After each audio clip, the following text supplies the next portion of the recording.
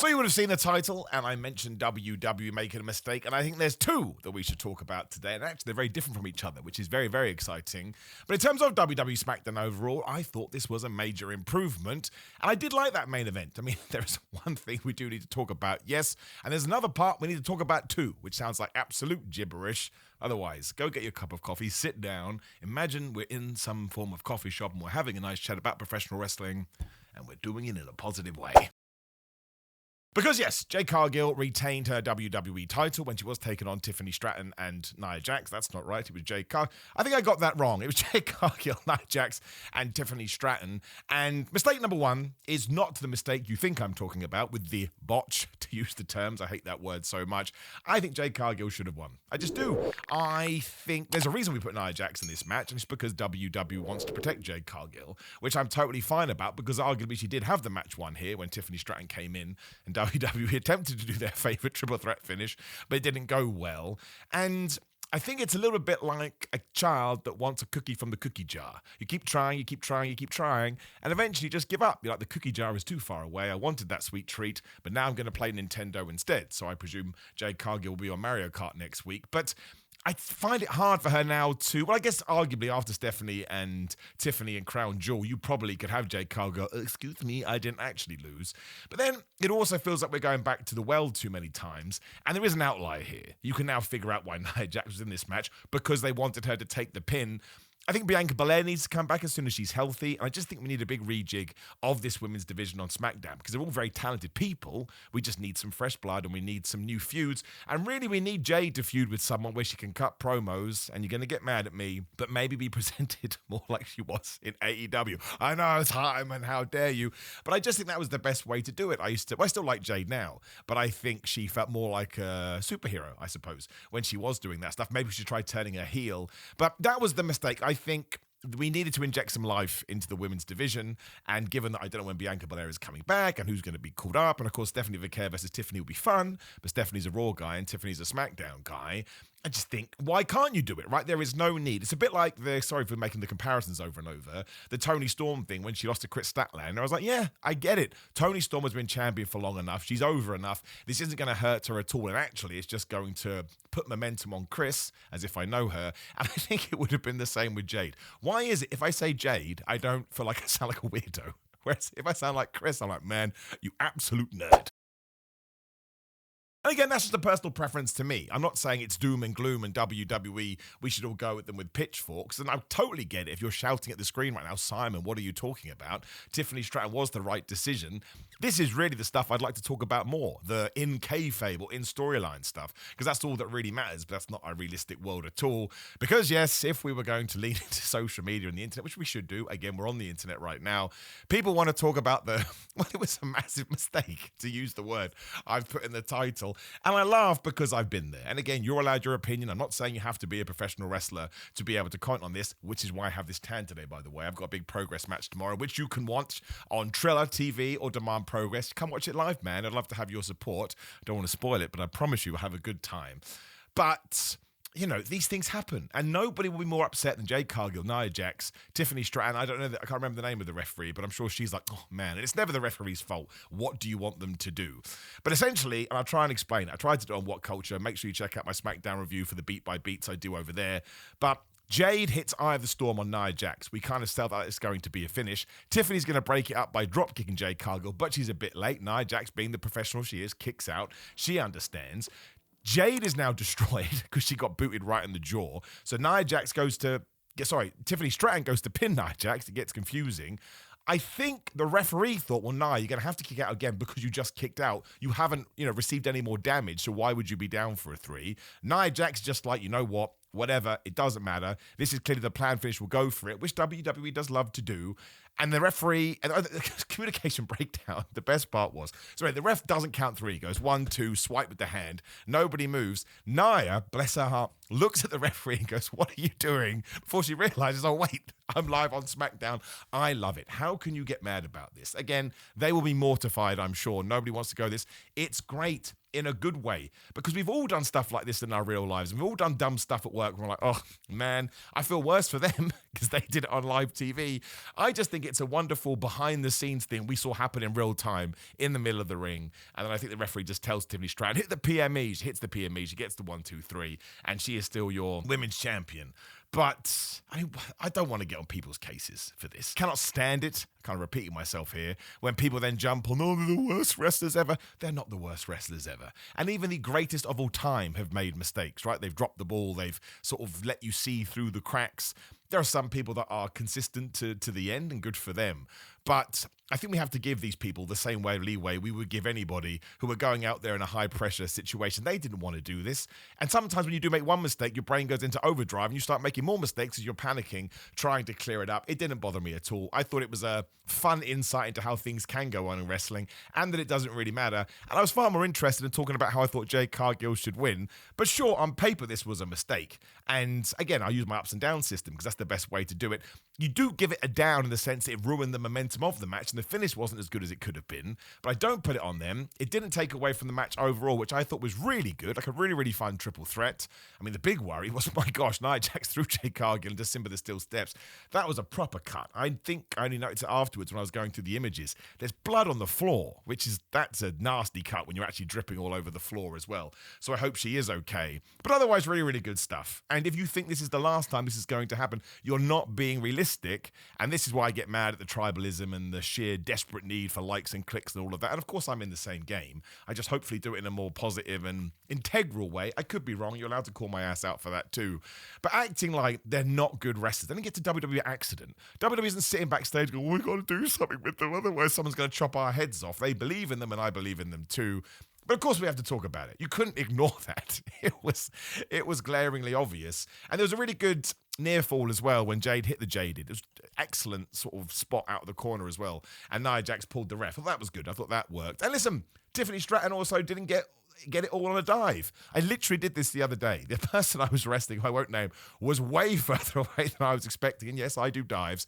So I just thought, man, I'm going to go for this. And I think that kind of threw my brain off. I didn't get caught on anything, but it just went a bit wibbly wobbly, although he still caught me. So what a professional that dude was. But that's where my experience can kind of shift my perspective of it. Again, I like to tiptoe around this because I do not want it to sound like I'm saying, you're not allowed to say anything. You can say whatever you want. You can say they're the worst wrestlers ever, and I'm going to sit here and disagree with you. But I do have that experience, so I know I didn't do anything. So what happened? But good main event, really, really good main event. And Tiffany and Stephanie, solid match for Crown Jewel. I just think we've got to do something with Jade. I think maybe turn her heel or at least give her more an edge on Adam Cope when he went to AEW. It just felt like a missed opportunity to me. I think Tiffany Stratton would have been in exactly the same place, which is not bad. But Jade would have felt like, oh man, what are we going to do now? But we wait and see. Maybe there's a larger plan here. Overall, though, I would give it a couple of thumbs. Good. Now, the other more, let's sort of dip our toe into writing, I suppose, or booking, is I don't get what's happening with Randy Orton. Like, he comes and he goes, he comes and he goes, apparently, and I never trust this stuff until it comes from the horse's mouth. Somebody on Instagram wrote, like, oh, the Randy Orton booking is weird. Apparently, his wife said, yeah, I agree with you. Is it his wife? Is it his eye? Did somebody make up an account? I think you need to tiptoe around that stuff very carefully these days, especially with TikTok. My gosh, people just put on smocks and say, I'm a doctor. Are you? Should I really be listening to you? He comes out here to save Cody Rhodes, which I like, because I'm sure we'll do those two versus Bron Breakker and Bronson Reed. And the more Randy Orton and Cody Rhodes are around each other, the more I can start to hope we're actually going to get to that feud. But one, we're taking way too long to get there now. I think I've been predicting that for around about a year. I thought we were going to kick off at SummerSlam and have a whole 6-month back end with Randy Orton versus Cody. I think there's so much juice to it. But also, Randy was like a legend and a Hall of Famer. Now, unless he is making this decision, he wants to work this part-time schedule, which he's absolutely earned. I can't, comment on that. Why isn't he in a bigger story? Like the Drew Randy thing we did on SmackDown, he loses, he just goes away again, comes back, doesn't seem to care. Don't mind him being paired up with Cody again for obvious reasons, but we can't hit fast forward on that until we get through Crown Jewel, because it's Seth Rollins versus Cody Rhodes, which is good. Very, very pleased, is that the right word? What we did on Raw. But once again, I don't even think you need to get deeper than this. It's Randy Keith Orton, man, the master of the RKO. He must be the most tenured guy in the company now. He's a legend. Everyone says he's the absolute GOAT, which he is. I just kind of feel like there's other positions you could put him in, even if you are waiting to do the Cody feud. The tag team stuff is good. Bron Breakker and Bronson Reed will benefit from that. But really weird and really quite strange. So that to me is a mistake. I feel like we are not getting the most out of Randy Orton. And you want to get the most out of Randy Orton for obvious reasons. I don't need to explain that to you. And actually, now I'm talking about it, there's a third mistake, We should probably talk about that as well. Because Paul Heyman came out to kick off SmackDown, and he was basically being three people here, as Cody Rhodes told him when he interrupted. He's being the advocate, he's being the wise man, he's being the oracle, or less the wise man these days, because he hates Roman Reigns. But we made it very clear that the intro he did for Brock Lesnar at WrestlePalooza is not a one and done. So that probably needs a little bit more explanation at some point, because at the moment they're just buddies again. But then he actually said, maybe we should talk about the controversy with Brock Lesnar. I think I kind of summed it up better on my ups and downs, so again, I'll pimp that for the second time. I just don't think we need to talk about this. One, don't prod the bear. Like, it's bad enough as it is. But even if you want to look at it from a normal fan point of view, what if they don't know what you're talking about? What controversy? So you're throwing it in, but you're not throwing it in. And of course, Cody interrupts just when Paul Heyman's about to get into it. I don't think this is good. I don't think you should be as flamboyant with this. And it's an ongoing lawsuit, which means it is very difficult to comment on. Like, there are laws, I don't know, especially the UK, where you need to be super careful. Apparently, allegedly, and you use all those words as I stumble over my own sentences.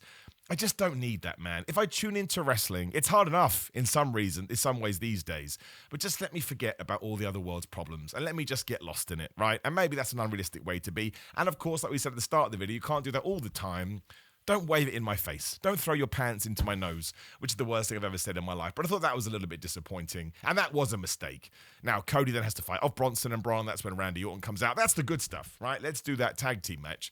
But the brand split has become weird. Why were the Vision on SmackDown? And why wasn't Seth Rollins with them if everyone is just jumping around? So far, and we're basically in October now, WWE has not done a brand split. Or, sorry, what would you call it? A draft. Thank goodness for that. Because that would be a right slap in the face. You'd be like, I'm sorry, you can't pretend there's any actual line between it. What they're doing now, I don't mind, as long as we don't get the draft. If we get through 2025 no draft, I take it back. And I love people just turning up as and when they want.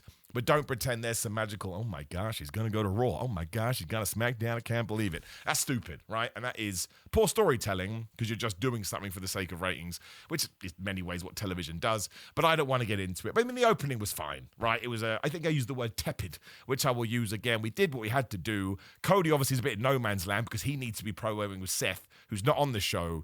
Kind of makes me think SmackDown, not a lame duck, because this show is way better than recently, but maybe some feuds are going to be a bit of a lame duck until we get out of the pay-per-view and until we can start telling you stories. For example, Cody Rhodes versus Randy Orton, although I would imagine that Cody and Randy are teaming together because War Games is coming up and they will be on team codes. And I would finish that, given that WWE loves a surprise at the end of the War Games with Randy Orton turning on Cody Rhodes, and we get into it there. Do I think that's going to happen? Probably not. Sami Zayn versus Javon Evans in the US Open Challenge was also absolutely flubbing wonderful. It's a great match. Go and watch it. We don't need to talk about that. We can get it done on a headline. The flipping blue thunderbomb. Now, I wasn't able to cover SmackDown last week on my own channel because I was roaming around Canada doing matches, which was awesome. What the flub? 2 weeks in a row, the least devastating move in all of sports entertainment has become the most devastating move. Not really. Can't beat a surprise roll-up. Now, it still sucks, right? You can't win 2 matches and one against AJ Styles in Saudi Arabia, was it? I think so. And all of a sudden be like, oh. And the blue thunderbomb itself is awesome. That's where the joke came from to begin with.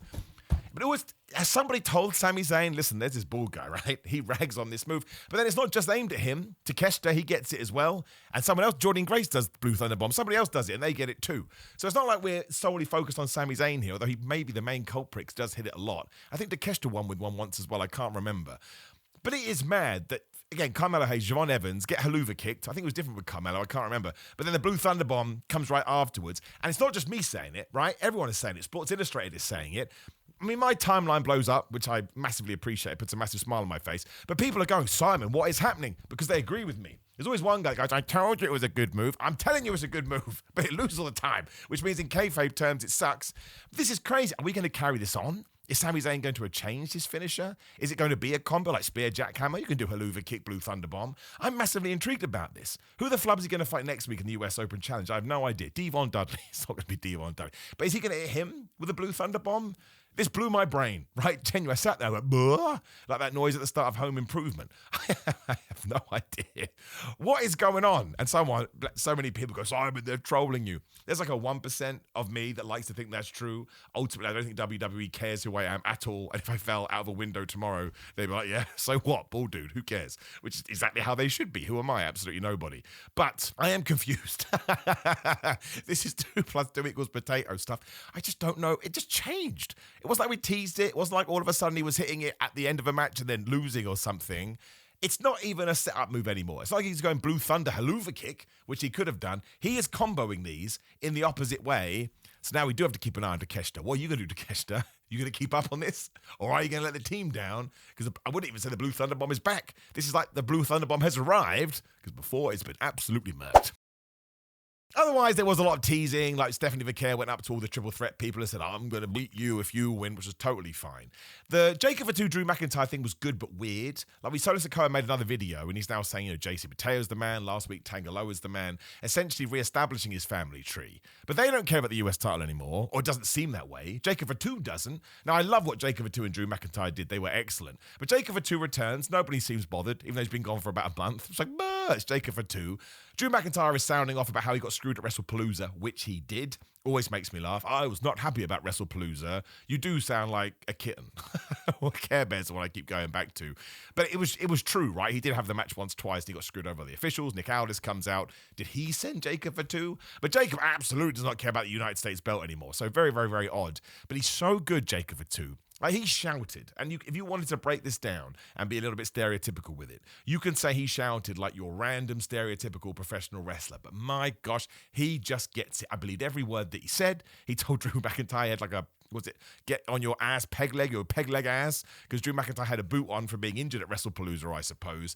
He is wonderful, man. And the fact that he can just walk back into a brand new feud and instantly be cool and instantly be, well, just threatening. All the way. Like I said, did I mention that Javon Evans could be a main eventer of WrestleMania? So could Jacob Fatu. Bron Breakker as well.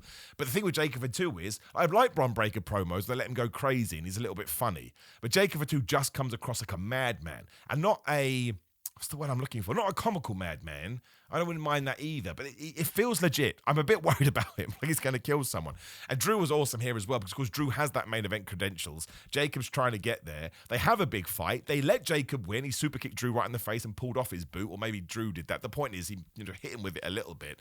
This should be a really good feud, and it has jeopardy as well. If WWE can be a bit reserved and not have any shenanigans, I don't mean Drew cheating, that's fine, but having people run in, like again, the heel being a dickhead is totally fine. But if they can resist the normal WWE wrestling tropes, not just WWE, and actually get some winners and losers, oh my gosh, this could be excellent. And Jacob Fatu should be winning, but Drew McIntyre should be winning too. So that makes it feel like a sport and it makes it more interesting. I dug this. I thought it was simple but effective. Thank goodness Jacob Fatu is back on TV. We did that video about 10 wrestlers that have just been unpushed, and he was right up there. It's like, he's the man. So hopefully we don't go back to it. There may have been a reason as well. Sometimes we act like, I can't believe it. Then it turns out there was a super fair reason why somebody wasn't able to do this. But it was one of the better things on SmackDown. I'd watch the Sami Zayn match first, but if you only want to watch something second, either the triple threat or just tune into this. It's like 5-10 minutes, not even that, probably 8 minutes long. But it's good. And I think Drew will benefit. I think Jacob will benefit. And I want to see what they're going to do. Wrestling's just a TV show, man. That's the whole point. I actually didn't mind The Miz and Carmelo Hayes versus the Street Profits too. Even though it's a bit like Groundhog Day, why do the Street Profits keep getting title shots? And what the flub did The Miz and Carmelo Hayes do to really earn one? I don't feel like they've been on fire, but we achieved storytelling because The Miz tagged in when Carmelo was about to win. So when he got smashed by the Smash of the Flogs, Carmelo was like, I'm not going to break this up. We're no tag team here. So that's good. That tag team should be dead after this. Do the feud. Move Carmelo Hayes up the ladder because he's great. But also, the Wyatts stared down the Street Profits afterwards. And what has Bo Dallas, Uncle Howdy, been doing for the last few weeks? Oh, you're going to break up. I hate you so much. And that's what the Street Profits did in their promo as well. We're not going to break up. We're the best of friends. It's time. Break them up. I don't mean that in a bad way to the Street Profits, but I think all the decisions they've made over the last year have taken away their fun. I don't like the new music's good in terms of a track, but it doesn't get the same reactions as their old music. They feel more serious than they once did, and I actually think them playing into the more playful side is what got them over. But that's fine. You have to change up your act when you have been doing it so long. But now it's time to push Montez forward, but it's also time to push Angela Dawkins. Don't give me this rockers nonsense. Both Marty Jannetty and Shawn Michaels were pushed, but just going off the things you can read on the internet, Marty Jannetty went off the rails, and that's why he considered the weaker one of the team. He wasn't at the time. He was just a loose cannon, not the right word, because obviously Brian Pillman was around at the same time, but everybody didn't want to touch him, because like he's too hot, he's going to get us into trouble. Angela Dawkins has leveled up so much over the last few years. You cannot consider him to be dead weight. He is not. And I wouldn't even argue he has an upside, that Montez Ford has an upside over him. I think they both have massive potential. You've just got to get them into programs, you've got to believe in them, and you've got to give them time to fail. And what I mean by that is there's always going to be an acclimatization acclimatization period, and it may go a little bit winky-wonky here and there, but they will get back on track because they know what they're doing. Maybe a new gimmick, maybe some more promo time, and a proper feud. Not against each other. They do not need to feud with each other. You can do that, but I don't think one needs to be a face and one needs to be a heel. So that's why I like this. I actually think it has a purpose, and I actually think the WWE can take their time. You can probably do the match at Crown Jewel. The Wyatts will win. It should be because Angelo and Montez kind of fall out, and then yes, let's move them on in their separate ways. I think that will be good. And it's not like SmackDown doesn't have enough tag teams. They did lose Andrade versus Phoenix when Andrade just left the company. And we still don't know about that, and nobody will mention it on TV. And speaking of tag teams as well, Zolruka and Zarya, right? Yes, found Charlotte Flair and Alexa Bliss and literally went and give us a title shot. And Charlotte Flair said no.